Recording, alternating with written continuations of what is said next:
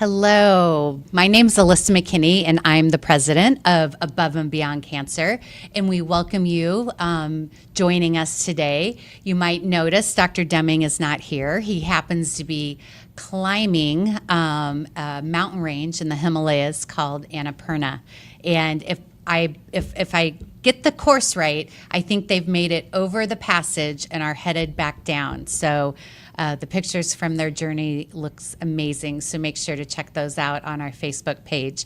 I am thrilled to be here tonight, and we are going to talk about an issue that's really important, and that is our young adults that are cancer survivors. And you may or may not know, but Iowa has a high rate of cancer, but we particularly have a high rate of young adults getting cancer. So that's really that age group between 20 and 39. And so we wanted to bring a couple of our amazing young adults who do a lot of programming with us, and we're going to just have a conversation. They're going to share a little bit of their story, and we're just going to learn some things from them. And we're excited that we have Mallory with us and Emily. And so I am going to have you guys start and introduce yourselves and share just a little bit about what you do, if you're comfortable. And then we will kind of start talking about like your cancer journey. And then we'll kind of go into some more details about what you do with Above and Beyond Cancer. Okay.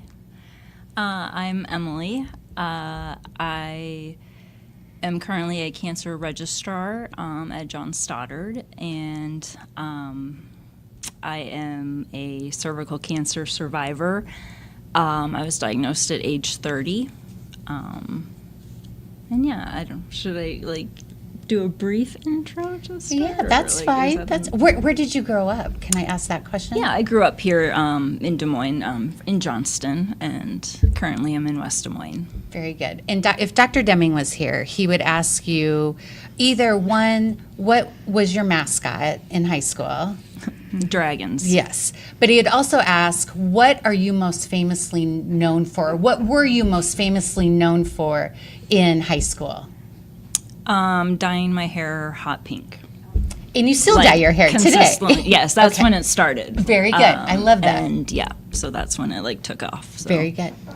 Mallory. All right, my name is Mallory Lonergan, and I grew up in Boone, which is about an hour away from here. My mascot was the Toreador, which is it's not the matador, it's the one that makes the bull mad before the matador. And a fun fact is it's like one of very few that the high school colors are green and red in the United States, yeah. Really? I love that. Yep. I was diagnosed with breast cancer at the age of 34, I believe, into 35, and that was in 2023. Very good. Yeah. Well, thank you. Well, as we think about your guys' journey and how you've connected with Above and Beyond Cancer, I'm going to put my readers on. I apologize. When did you guys get involved with Above and Beyond Cancer, and what drew you to be a part of what our mission and what we're doing every day to help cancer survivors? I didn't find Above and Beyond Cancer until a few years after my treatment, because I was diagnosed in 2013 and had all my treatment that year, and really those next 2 years is really where I just struggled because I didn't have any resources, and I didn't know any other cancer survivors, and I didn't know any other young adult cancer survivors, and so and actually it was probably around 2015, 2016 is when I found Above and Beyond Cancer, probably just online, and started attending a few events, like one or two local things, and liked it, but I don't know, I was still just kind of it was new to me to be exploring, I think, the cancer community at that point, and actually I kind of fell away for a little bit, after participating for a little while. Then I took a few years off, and then kind of came back again around COVID time. And I think it's just having that sense of community. And I think then once I started doing more things with Above and Beyond Cancer, I had talking to Morgan Newman, who is another young adult cancer survivor and fellow cervical cancer survivor and good friend of mine. She was also participating in some Above and Beyond Cancer events, and I think the two of us just talking, we were kind of like, I wish there were more young adults at these events. Like, we like what we're doing, but we just, where are the other young adults is really what our conversation was. And so I think then that's what kind of spurred our conversation with Mary. Right. And she embraced the idea of kind of like, okay, let's make this little community within Above and Beyond Cancer specifically for young adults, and let's see if we can kind of build a community. And then Mallory started coming, and I feel like now our little Great. community has just kind of grown from there, and that's been cool. I mean, I think the first year you guys had maybe a couple programs. Yes, just very And then few. I think the next year maybe we did 6 or 7. And now this year there's something every month. And so I think that's a really great way to encourage more people to be comfortable coming. Because I think what you experienced with kind of like you're coming to this group, there's a lot of older people there, right? People like me, and bad thing. no, but you want to see people that you connect with, right? Right. Your own age, Right. Not that you're not going to connect with other people, Right. but I think it really brought out a great thing that maybe we were missing of how to connect that. Also knowing that young adults have other commitments and other things going on in their lives. So how do we make it easy and make it consumable for people Yes. to join in with us? So you guys have been a great part of making that happen. Yeah. Yeah. I was introduced to Above and Beyond Cancer. I think it was just in the paperwork that I got when I was diagnosed that I kind of pushed to the side. Yep. You get a lot of resources, many Yeah, resources. a lot of things are coming at you at that time. And so you just kind of file through and decide which ones are most important right then. And I don't remember the exact, I know I reached out, and then Mary called me and said, hey, let's schedule a time so you can come do your pre-assessment and we can talk about programming. And so I met with Mary and did the pre-assessment measurements and all of that. And then she went through the programming and asked what I liked, what I'm interested in, and kind of went through and picked out and recommended different things that I would maybe like. And one of those things was the Row and Renew course. Yeah. It was just getting ready to start, which is so lucky on my end because I was part of that first class. And with that, I got to go, I can't remember, 10 weeks, I think, learning to row on the erg. And then we ended up rowing on the water, which was so fun. Yes. But with that, I was probably the youngest person there by at least probably 10 years. And then I just wanted more of that community.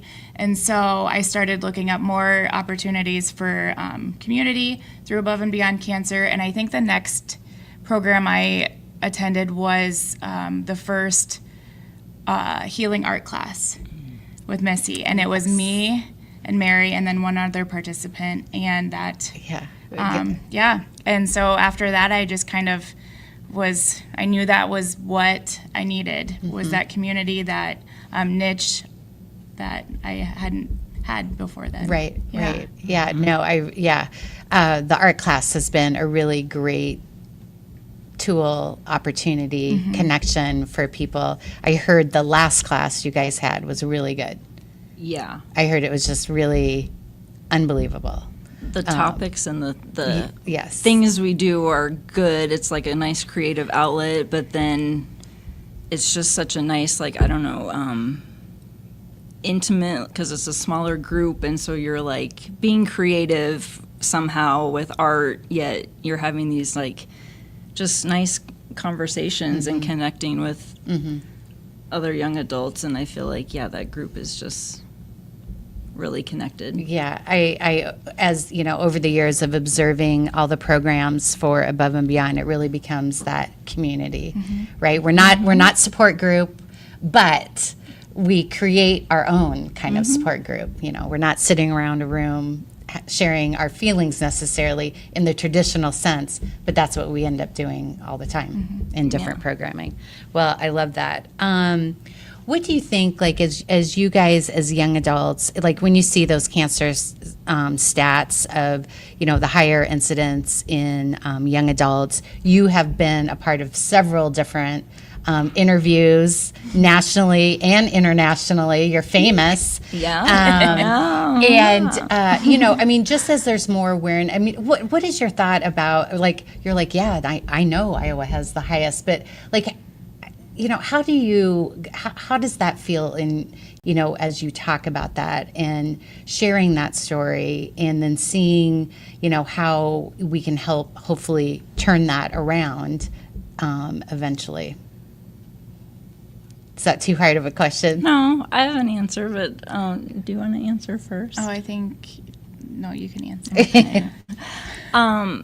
Well, I like that there is now like young adult awareness, because I feel like 13 years ago when I was diagnosed, I was like it was just on the cusp of like hospitals were starting AYA programs, and I was 1 year too soon for the Stoddard program. One, yeah, because we had pediatrics. And so I really do feel like I missed out though, and I like those first few years after treatment, like after I met other young adults and learned that their hospitals had young adult programs or young adult navigators, and I'm like, like I was like, boy, I could have used that. Right. So I feel like that was just a little hurdle for me to like get over. And so now to see like to hear you get a whole packet of resources, like, what? I didn't get that. And like for me to find anything, I had to go online and find it myself. Like no one was telling me anything at none of my offices, medical offices told me anything about resources. So to know that like now that young adults are getting that, yeah, you may throw it to the side in the moment, but at least it's there, and you're gonna hopefully come back to it, you know. And you did, and it has. So that makes me happy that there is awareness for it. It's also a little discouraging, you know, just knowing that young adult cancer rates are rising. But yeah. Yeah, and what has it been like sharing your story, like nationally and internationally? Crazy, because I also did not share my story for 5 years after treatment. Like it took me a long time to even want to share it in a conference room here in Des Moines. I was very hesitant to share my story. I just was very uncomfortable with being the girl with cancer, and I had a hard time accepting that identity, I think. And I think just also I've struggled with a lot of long-term side effects from my treatment. And so while that's been difficult, that also like was part of the reason I realized maybe I should be sharing my story, because side effects happen and they're real from treatment, and they're real, and they happen to young adults, and the rest of your life is a long time to live with chronic side effects that really are life-changing. And so I feel like then that's important to share. And so then I started sharing my story locally, and then I did not expect it to grow and then be like national, and then it was, and then it became international. And there's a publication in Germany, look it up, it just came out, an article last week. And some German disease, or I don't know how to pronounce it for sure, but yes, something like that. People in Germany have seen my photo and heard my cancer story, and if you'd asked me that even like a couple years ago, I don't think I would have said yes to that. So it's just crazy. Like I also attribute part of that to like our young adult community here within Above and Beyond Cancer, because I have developed several friendships because I go to some of our events, and like all of that just kind of helps you like kind of, you know, I don't know, build resilience and just kind of, you know, heal your own and be comfortable in sharing your story. And what about you? What do you think about, like, just when you see the cancer rates, when you know, starting to meet more young adults, you know, I mean, it just like, I mean, I will say, when I was growing up, like, I don't remember people in their 20s and 30s getting cancer. And so it's just such a different thought that all of a sudden you're like, what? And, you know, how do you rectify that? And how do you think about, like, how it's maybe easier now to have those conversations or share your stories, you know, like Emily shared? Yeah, so my story is a little different. I was doing preventative breast screenings because of my family history. And so that's how I found out I had cancer, because during one of those tests, it was positive. Which is also amazing too, right? Yeah. Because think of if you Exactly. wouldn't have done that. And I believe historically, I think mammograms started at age 40. 40. Yes. And so with the research that they've been doing and with family history and all of that, I think I started at age 30 with the alternating MRI and mammograms. And so that in itself is kind of like a weird feeling to have to do that at age 30, but it's important, and I'm really glad I did. And it's just a club that no one wants to be a part of. Right. But it is nice to know that you're not alone. I hate to see young adults be diagnosed, but then I want to give everyone the opportunity to plug in if they're interested or when they're interested. It is a lot, you know, after diagnosis, to build community and know, like, we talk a lot about side effects in our groups, and just knowing that you're not the only one that has this, like, weird thing that you can't talk to anyone else about because it's like, it's weird, right? But like when you're sitting next to someone who has had similar treatment options and they're like, no, me too. Like, that's just so, it's just empowering. Yeah, empowering. Yeah. That's a good word. Yes. Yep. Very empowering. Yeah, I mean, there's just been so much advances, and I think when we think about screening and how important that is, right? You're like that's a perfect example, and the things that we can do to prevent cancer, you know, as much as we can. So as you guys faced treatment, what were some of the biggest challenges and hurdles that you remember? And it could even be just immediate after treatment too. What were some of the biggest hurdles that you felt that if you were to share with another young adult that you would give them advice on, or ask, you know, tell them to be prepared for maybe this might happen? Or is there anything that stands out to you that you're like, oh, I wish I would have known that?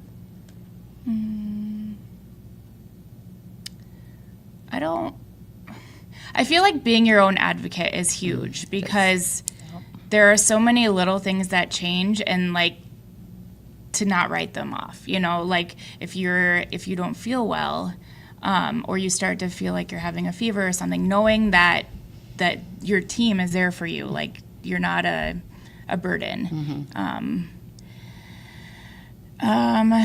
After effects, I feel like they don't prepare you for the fall off of your team when you finish. It's a big celebration. Yep. And then they're like, okay, come back in 3 months. And you're like, wait, I used to see you every week. Yeah. Like, now what do I do? Yes. And so that's something that I was not prepared for.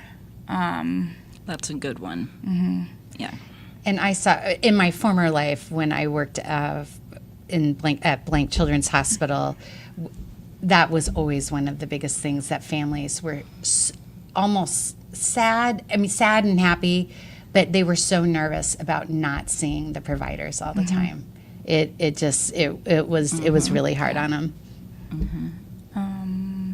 And then the lasting side effects. You know, they talk about nausea and like the in chemo treatments, but you know, talking about how, after this you might be on a medication the rest of your life that will cause bone pain, and you'll be in medical menopause and Right. things like that. That they, you know, I have to do it, but also that's not something that I was prepared for. That's good too. Yep, I agree with that.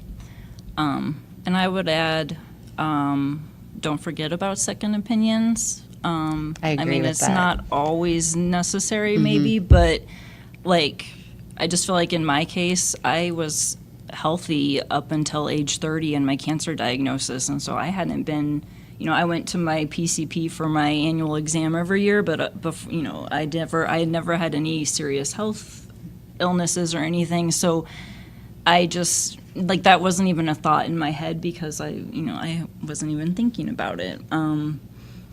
So I just feel like, don't forget that that's an option, and to take notes during your appointments, or have somebody with you to write some stuff down or record it or whatever, because I just feel like you're getting a lot of information at appointments, it's and just you're never going to impossible. retain it, Yeah. and you might want to like look back at what was he saying about that. I like notes. No, that I think that makes sense. I think a lot of people, it's hard. It's hard.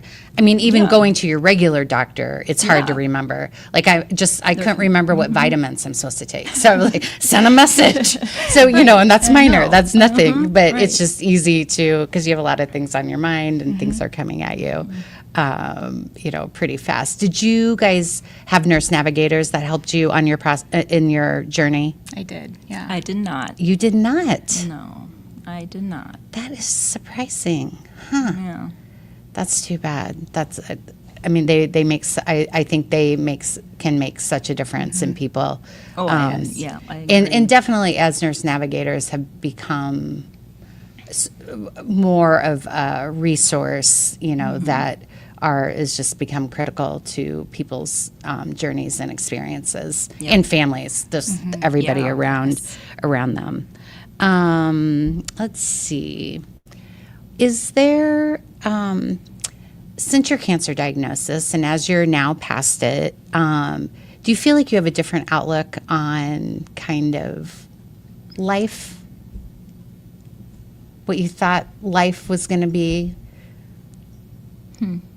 For sure, yes. I mean, yes, cancer definitely changes your perspective, right? And I think for me, there's been positives and negatives, honestly, with that. Because positively, it really brought me back to wanting to, like, reconnect with my faith. And so it brought me back to my Catholicism, which has been a super awesome positive. And I really don't think without cancer, I mean, maybe I would have, but, you know, I feel like that really helped that. And I feel like it just makes you more mindful of what others are going through, right?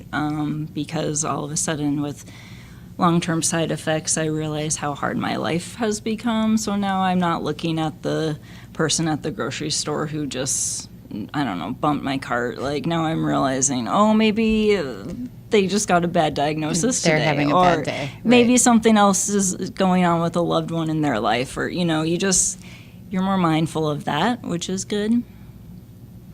Yeah, I think it definitely has changed my life. Being more mindful, like you said, just remembering things are not that serious. Just kind of, like the guy that cut you off in traffic. It's not that serious. Like, that's all right. I have been traveling more, for better or for worse. Good. for my better. bank account. Better. So I've just been kind of doing the things that I've been putting off because, you know, no one's guaranteed tomorrow. Right, we're not promised tomorrow. Yeah, and then It's definitely changed my perspective because I am a nurse, and so being the patient has been just a change in perspective. Being the person that is being cared for, it's a hard, to not want to do the things and to be able to receive that help and say, yeah, I'll take a warm blanket, that kind of thing. So that was a shift in my thinking and my perspective. Yeah, that's really, I forgot that you are a nurse. Yeah. So can you talk more about that? Like what that was like to be like all of a sudden, and then I'm sure you're like, oh, they're not doing that right. Or they're not like, I wouldn't have done it that way. Yes, there's definitely times that you just pay more attention. I am a pediatric nurse, so it's just a bit of a specialty, but I definitely respect, they were so good at my treatment center, and there was actually one of my classmates that worked at the treatment center, so I'd always catch up with her.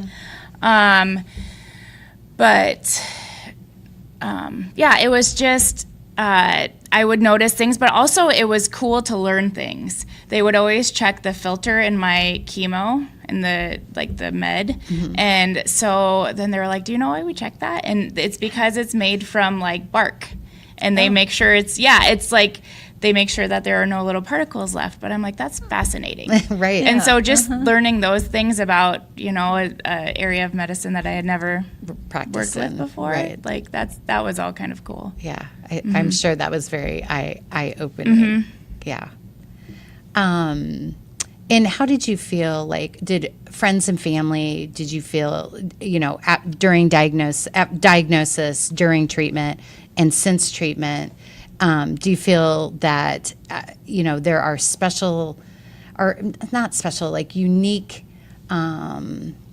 changes in your relationships with family and friends that maybe you weren't expecting, or for the better, that people were like amazing and were there? And, some people get so uncomfortable to talk about cancer or to talk about someone being sick that I think then they shy away instead of being present.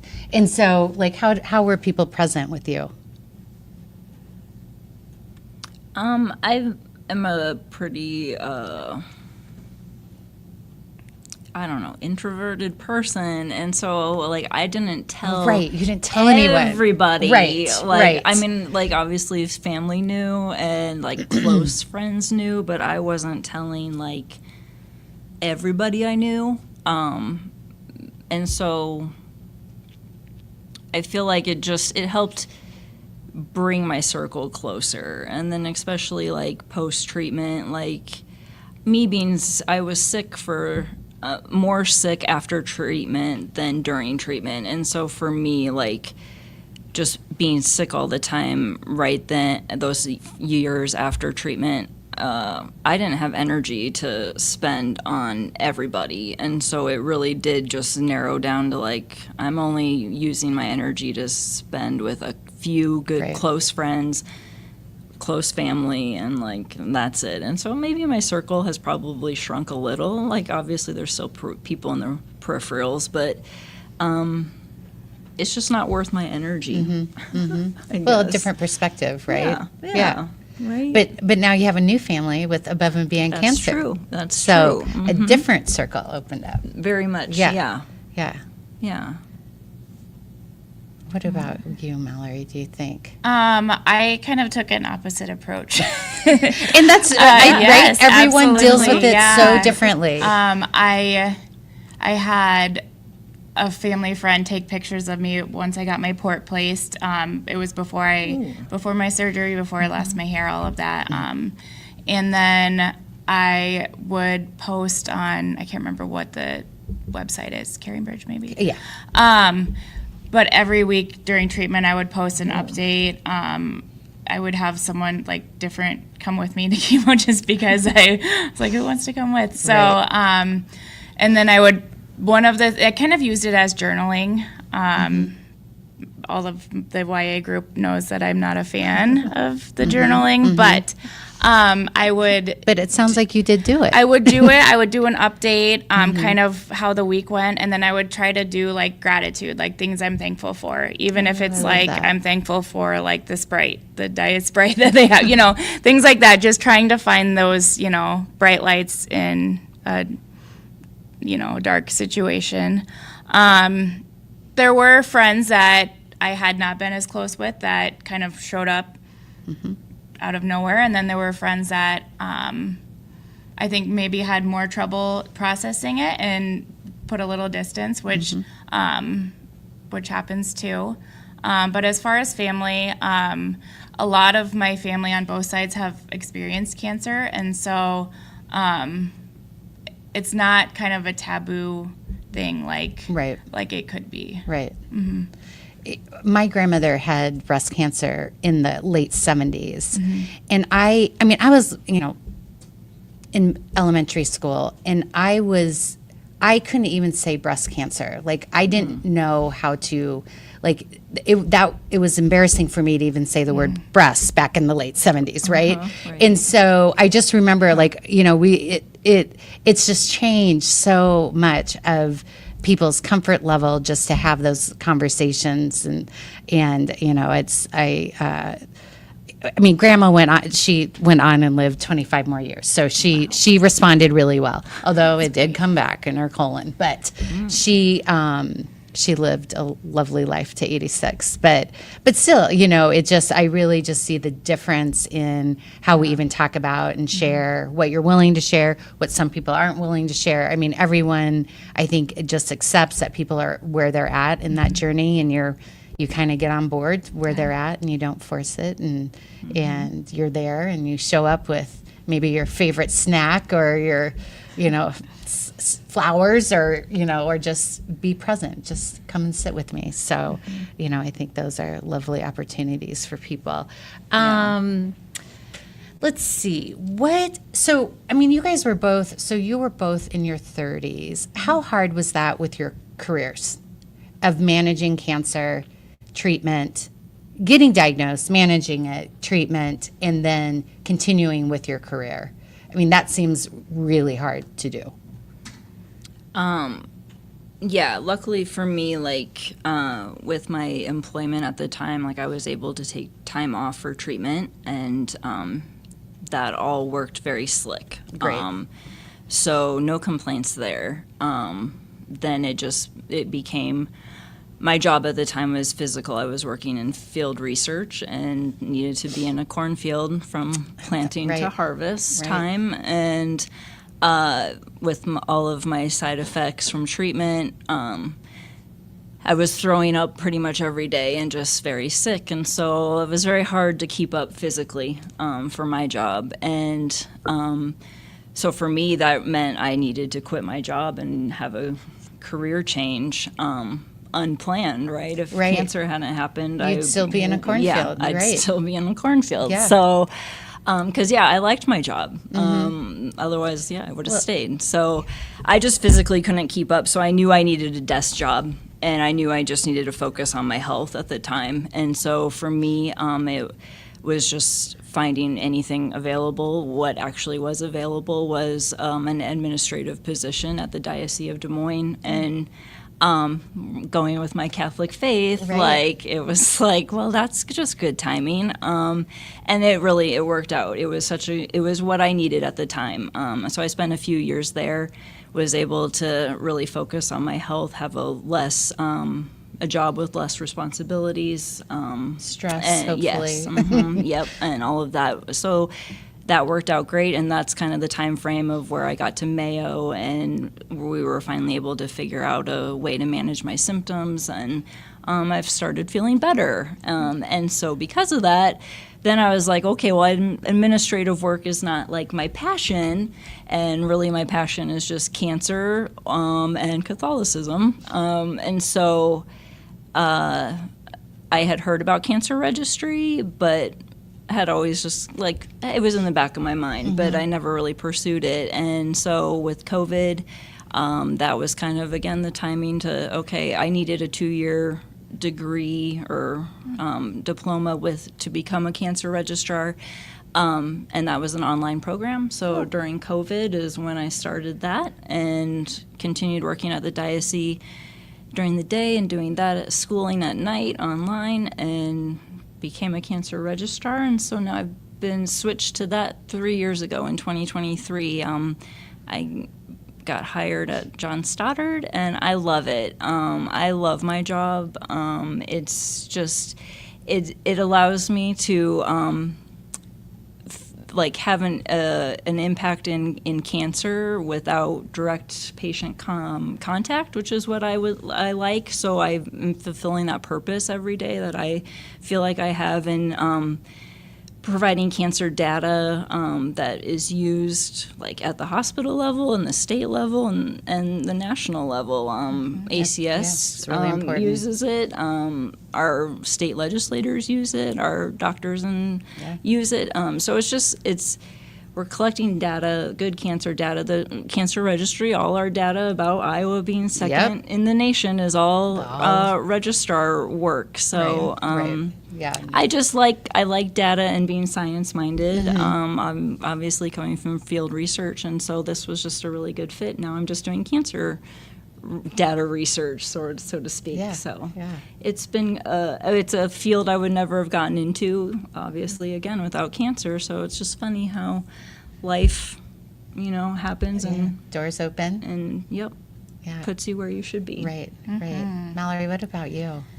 Can you remind me of the question? We're talking about your job. Yes. Just like how did you manage Yeah. like getting diagnosed? You work as a nurse. That's Yes. very taxing Yeah. in treatment Yeah. and then coming back to Yes. work. Yeah, I mean, as we all know, brain fog is a symptom. Yes. Long-standing I have it all the symptom. time. Yes. and I don't even have it. So I've been a nurse since 2018, and so I was working at a medical childcare when I found out I had cancer, and they were great. I had short-term disability. I had bought into that. And so I had that available. I continued to work. I did neoadjuvant chemo. So I did chemo before surgery. And so with the first 12 rounds, I worked through those. I would have chemo once a week, but I would take the next day off to let my body rest. And because you can't sleep after the steroids. And so I took that next day off, and then when I started the 4, they call it the Red Devil, I took time off then, and so then I was off from when that started until after my surgery. I was able to work, I think I did about 8 hours of paperwork per week in order to keep up with my benefits, and because I am single, I live by myself, so I was carrying all my insurance and all of that, or I still do. But it was good. It was a nice something to look forward to, come back to. I had lost my hair during chemo, and I wore hats while I was working because it was cold. But then I came back, it was February? No, I came back in March, I think. And one of the little kids, they're so honest. They are. Yeah, he comes up, he's like, Miss Mallory, I love your haircut. And I just he's serious because he would say, I don't like your haircut if he didn't. Right. Absolutely. And so just they didn't care. It's kids don't care. It's everyone else. But work made it easy. I mean, easy enough to, take time off when I needed to. They were very understanding. And then just jumping back in and, it's good. Yeah, that's great. You guys both had good experiences with realizing that you needed to. I can't be in cornfields anymore, and I can't do what I thought I was going to do, but now I'm doing it differently. And you were able to, go back into your field and stay in that. I think, there's always opportunities that present, right? And even in our hardest times, I think, oh, well, something positive happened. With COVID, a lot of people really bad experiences through the whole thing, but I think I always say there were a lot of great things. Like I got both my girls home for 3 months that I never would have had because they were living in DC and Denver and so I think there's always opportunities when you look for those little slivers of joy. So let's talk about Above and Beyond Cancer. Mallory, you are doing something fun. Yeah. So do you want to tell us about it? Yeah, we met, our YA committee group met maybe last fall. Yeah. And we were like, maybe a book club. And then the program director didn't have the capacity to get that on the ground rolling. Right. And so I met with her and I said, what if we did it self-sustaining? What if one of us ran it? She's like, I would love it if you would run that. Yes. I'm like, I should have seen that coming. I know Mary would say that. Yes, she's like, I'm so glad you volunteered to do that. Yeah. So we're doing a quarterly book club right now. We didn't want to go too big, for the start of it to see where the interest lies. And so we already had one, and we did have one person that was virtual, which was awesome. And that worked well. It worked great. Yeah. That's great. Really Yep. well. And then we'll have one in June and then 2 more throughout the year. Those dates are already set, and I can't remember them. Yeah. June 4th, I believe, is the next one, but I can't remember the next 2. And what book are you guys reading right now? Remarkably Bright Creatures. Oh, yes. That's a great book. And I've heard it. I've heard so many good things. That's why I picked it. But it's a really great book. it's coming. I think it's coming. It on is. Netflix, so It I'm is. we got to Yeah, read it Sally before. Fields is in it, but Yes. it's I'm a reading it. lovely book. Yes. And it is very easy to read. It is. Yeah. It is. It's also great to listen to. Okay, good. Anyway, because the person that reads it, just the voice is just really really nice. Oh my So gosh. that'll be a good. Yeah. That's a great book. That's a great book. Emily, let's see. Do you want to share what other things have you done with Above and Beyond Cancer? I feel like I see you all the time. I know. Or is there anything you wish we were doing that we're not doing for young adults? No, I think we're doing it right now. Right now, Alissa. Okay. So we are in it, and I like what we're doing because I Good. feel like we have a nice variety of events. We've got book club, we've got art class, we had a dance class. Oh, yeah. At one point. It's like you do a cycle night. Yeah, there's a bike ride. Actually, I think in May there's a bike ride. I don't have a bike, so Yeah, I'm not a biker really either. into Don't that tell one. Dr. Deming, but yeah, I don't I feel ride like either. that doesn't fit with this group. But, I know. So I just feel like there's outdoor things, there's indoor things, and so I'm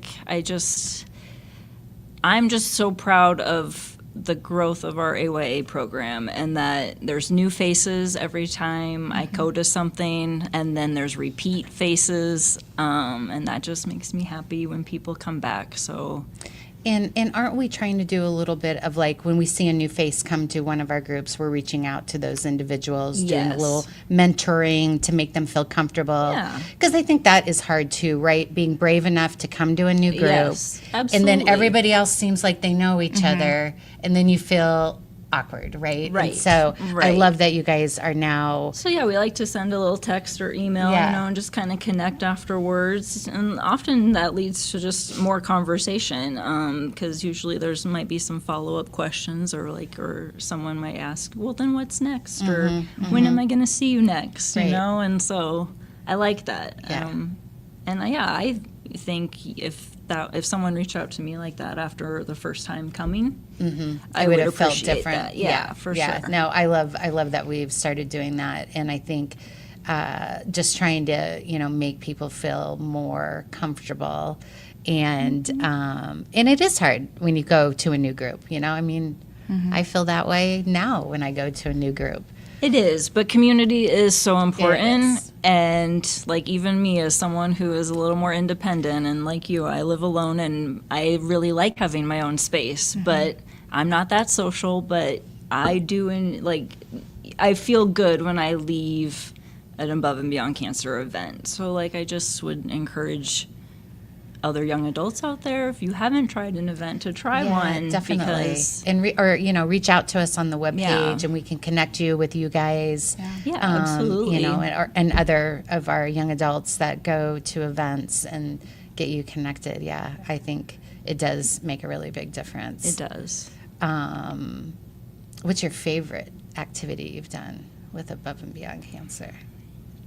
Well, we have talked about art class. You did, and I do so- like that. That is a I good wasn't sure if it was your activity, favorite. But I also have enjoyed every summer, or the last few summers, we've been doing a little social at Jasper Oh, Winery yes. when they have Yeah. live music Yes. playing. And we'll just, bring some Hang out. blankets and have a little picnic, snacks, and just listen to the music and be outside. But I feel like that's a very informal activity that we do, and so it's just very like casual, and it's well attended, and it's just a very relaxing, good time. And you can bring your family to that one, I think, and so it's just I really like that one. Look It's forward low to key it. and Yeah. not stressful. Mallory, what about you? Oh my gosh. I don't know if I can pick a favorite, but they're all so. I've done the social at Jasper Winery. I think we're switching locations this summer, but it's still so much fun. Oh, pickleball. Pickleball Oh, yes. pickleball is our. You guys were like, people were dressed up. I saw Yes. pictures. Yeah, we got into it last Yeah, year. they came They from came- head to toe yes, pickleball. I Yes. did. Which see I that. will say with that is an event I did not want to attend. And I did not attend the first time because I was not comfortable. Right. Even though I knew some people going, I didn't go because, I'm not athletic. I didn't want to play pickleball. Like, I didn't want to go. But then the second year I went, and I'm like, I'll just sit on the sidelines and I'll just be social because I could go and just chat with the people I know. I ended up playing 3 games that night, and I had so much fun. It's so much fun. And, it was great. And then I came again the next year. And so you never know. Our right. events are fun. Right. I really love art class. Yeah. It's a great opportunity. Art therapist does such a good job Missy of. does great. The first, it's grown so much that I would say the last 2 meetings, we start and then the conversation just happens Yeah. organically. Which is the best. Right. Yeah, absolutely. Yeah. Book club. Yes. Yes. What was the first book? Dr. Deming's favorite book, The Book of Joy. Oh, the book of sure. Right. I knew that. I had already read it, and it's a good, it's a good everyone book. And there's a lot of things to pick from it, and so I thought that would be a good, springboard into the book club. Love that. Tomorrow, I believe, we're starting a new course called the Visual Diaries. Yes. Are you both doing Yes. it? Oh, great. Which Yeah. is we meet every week for 6 weeks with different, assignments, homework for taking photos. Right. And then we bring those photos back and kind of talk about different themes of different themes. So Yeah, you're working with a therapist and then a photographer who is also a cancer survivor. Yeah. And so we're really excited for that. will be And interesting. you know what our long-term secret wish is? That we have all those pictures on display at our Celebrate event Okay. in the yes. fall. So, Cool. or a few anyway, maybe Yeah. not everything, but Yeah.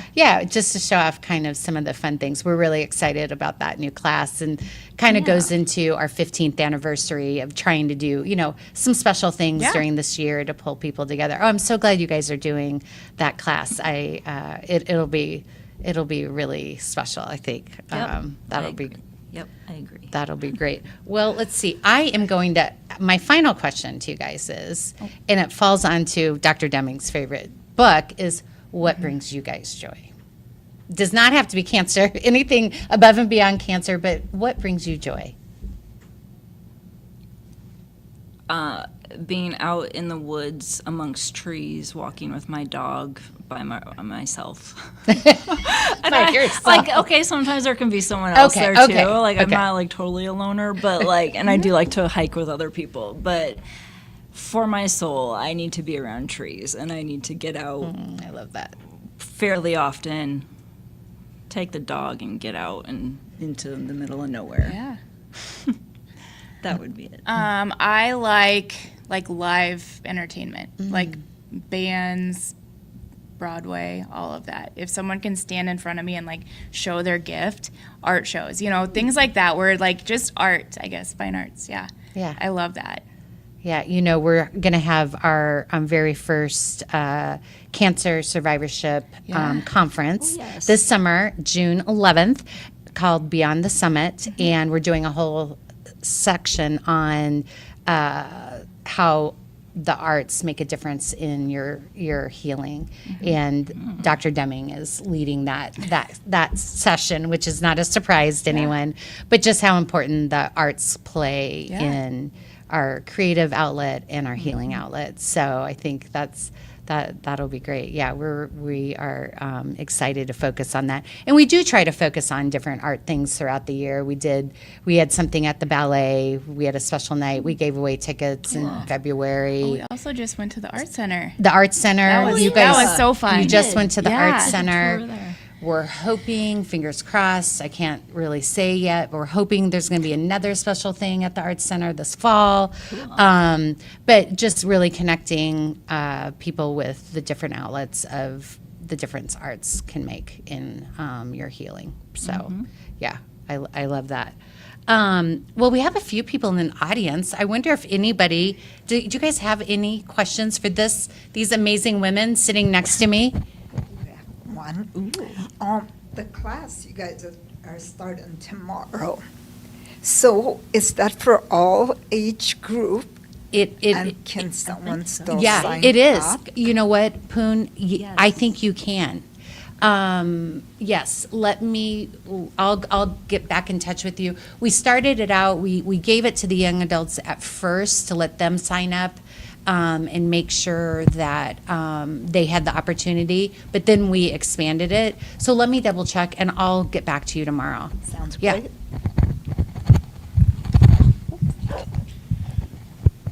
I think my wife kind of missed out on this because she loves art too, and she does attend the art class, and you might know her. And Does she, this art class or the one that's at Dr. Deming's Center? at Dr. Deming's Yes, Center? yes. I do So both. this is, Yeah, so two different, It's yeah. the same It's art teacher. therapist. Yes, and same yes, Missy. Yes, and she really enjoys the art. Yeah. So, there's another part of this. Since the young people are getting cancers a lot. Now I know, Mallory, since you said that you have a family history Yes. of that, and Emily, do you understand why? What caused the cancers that you had? Or? So my cancer, cervical cancer, was caused by the HPV virus. And I was curious of that because that is something that I know is curable. Now, Correct. the- There is or an HPV I should vaccine. say It's Yes. preventable. preventable. Yes, That's what I was going to say. 100%. Do you feel like you'd like to be an advocate to say Oh, she- for she- that? You do that. That a was lot? also my side effects from cancer treatment, but also once I learned about the HPV vaccine and that could have prevented my cancer, that was the other piece that really helped me to want to share my story and become an advocate because, my cancer was preventable. And that means that someone else should not have to go through all this awfulness I've gone through. And I look at this is that that particular vaccination that the young people can receive, but it's not being not all the. You would think that'd be like a measles or that they do today. That be something that perhaps we all should invest in, especially for our young people. 100%. That would be nice. That's the 100%. dream. Yes, that is the dream, very much so. Just a quick question, which actually was kind of answered. I wondered if being a young adult with cancer caused you to have to field more questions about it. You know, old people get cancer. Well, why'd you get cancer? Well, I'm old, you know, and I've lived a long time, and who knows what caused it. Well, when you're young, people want to know why. How did you get cancer? And I kind of a secondary question, did clinicians and statisticians and that type of thing have a little more interest in you because you were young with cancer? That is a really good question that I've not thought of really. I will say in my oncology office, the nurses told me I was young, and so I definitely felt that vibe from my oncology office. I don't know. Otherwise, I feel like the family history portion kind of, they're like, oh, okay, that makes sense, you know, even though it's not fun to have cancer at any age, especially when you're young, it kind of puts a damper in everything. But having people want a reason. Yes. And so I guess that was helpful for my, helpful. That I think genetics, that makes sense with you. I also think as soon as I told people cervical cancer, like, there was no real question after that, because that's more, Yeah. we're talking below the belt parts that I don't think anyone People are uncomfortable wasn't with. getting the why there, because that would lead to an awkward conversation. Right. Potentially. Right. And I also think people want to know that they're immune. Yeah. That They want to make sure, like, because you did that or you have a family history, I'm not going to be affected like that. And so I think it's for their own comfort, too. Yeah. Maybe a good note to end on. We get comments and questions, of course, from our virtual audience, and somebody who is known to you, as a matter of fact, got mentioned this evening. Oh, that'd be Morgan. Morgan. Hey, Morgan. Morgan says, I'll put it up on screen there. She says, "Go Mallory and Emily." So, Thanks, and Morgan. she'll be at photography class tomorrow. Yes. Well, she's not cheering. Yay to Morgan's Morgan. not cheering me Also on. a I'm just strong kidding. YA advocate. She is. Yes. Morgan, and she's a board member, and now she's actually works for the American Cancer Society as Yeah, well. she's all in. On the advocacy side of trying to do the things we can in our state to prevent cancers. Yes. And so she's been working hard, but yeah, it's always fun to have these conversations. Of course, we wish we didn't have to have these conversations, but you guys have been so lovely to share your story. And, you just always learn so much. And we're just thankful that Above and Beyond Cancer is 15 years old, and we're here, and we're growing, and we're meeting more needs, and knowing that we can continue to grow and meet more individuals' needs and more young people, and because you guys are going to age out, and then we're going to have to form like a mid group, right? Honestly. I mean, what are we going to do? I don't know. We're just hanging on. I know. But and what a lovely problem to have that you've formed such a wonderful community through programming at Above and Beyond Cancer. Well, I think no more questions. And I think we are just thankful that people tuned in today. This is our cancer education series. Normally, Dr. Deming would be here on Wednesday night. He will return next week. And we're just thrilled that everyone could join us. And a special thank you to Mallory and Emily for sharing and being honest and having a very delightful conversation about hard subjects. So thank you for tuning in.